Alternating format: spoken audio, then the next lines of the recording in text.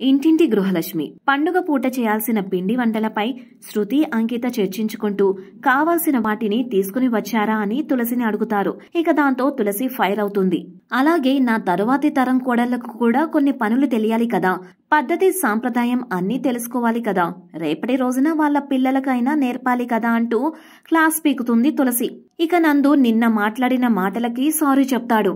అలాగే నాదొక రిక్వెస్ట్ తులసి, నేను ఆవేశంలో మాట్లాడానేమో కానీ నిజమే మాట్లాడాను, పిల్లలు చేజారిపోతారేమోనన్న భయంతోనే మాట్లాడాను అంటాడు నందు. వాళ్ళకి తండ్రి ప్రేమ ఎలాగూ దక్కలేదు, కనీసం తల్లి ప్రేమనైనా అందివు. కారణం లేకుండా శృతి అంకితలపై అరిచావు. నేను చేసినవి దిద్దుకోలేని పొరపాట్లే, పేరుకి నేను తండ్రినే కాని పెద్దరికాన్ని పోగొట్టుకున్నా అంటూ నందు మాట్లాడతాడు.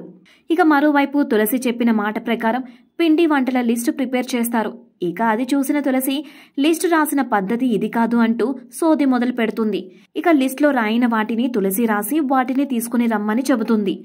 ఇంతలో అనసూయ వచ్చి, అయిందా అత్తగారి ట్రైనింగ్ క్లాస్? నిన్నటి వరకు ఇంటి పనుల్లో ఎవరినీ వేళ్లు పెట్టనిచ్చేదానివి కాదు, ఇప్పుడేంటి అంటూ మాట్లాడుతుంది. ఇంతలో లాసి వచ్చి, పండుగ హడావిడి ఏమీ లేదా అత్తయ్య? అవును తులసి, ఇంకా ఇక్కడే ఉన్నావేంటి? మీ పుట్టింటికి వెళ్లడం లేదా? ఈ రోజు వెళ్లి 2 రోజుల తర్వాత రా అంటూ అంటుంది. ఎందుకు అని అడగ్గా, దానికి నేను నందు కలిసి పూజ చేస్తాం కదా, నువ్వు బాధపడతావు, అందుకే వెళ్ళమంటున్నానని చెబుతుంది. నేను లాసిని కాదు తులసిని, ఎదుటి వాళ్ళ సంతోషాన్ని తీసేసుకోవాలని కోరుకోను అంటూ మాట్లాడుతుంది. అయినా రేపు పూజ చేయబోతున్నది నువ్వు కాదు, కోడళ్లు పూజ చేస్తారు.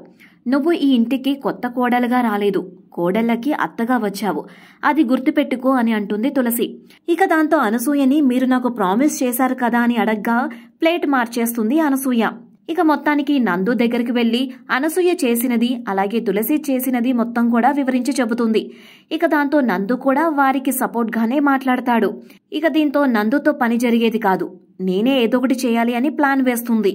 ఇక ఇదిలా ఉండగా ఇక తీర్థయాత్రలకు వెళ్లిన పని మనిషి రాములమ్మ రీఎంట్రీ ఇస్తుంది. ఇంతలోనే ఇద్దరు కోడళ్ళు మార్కెట్కి వెళ్లి సరుకులు తీసుకుని అలసిపోయామంటూ తెగ పర్ఫార్మెన్స్ చేస్తూ ఉంటారు.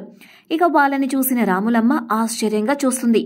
రాములమ్మ వచ్చిన పండుగ మాత్రం మీ చేతులపైనే చేయాలి అని అంటుంది తులసి. ఇక ఆ పనులు చేసేసరికి ఆ ఇద్దరి కోడళ్ల పని అయిపోయిందని చెప్పుకోవాలి. ఇక సరుకులు తీసుకొచ్చేశాక ఇంటిని క్లీన్ చేయాలని, భోగి మంటకి ఉదయం 4 గంటలకే లేవాలని చెబుతుంది తులసి.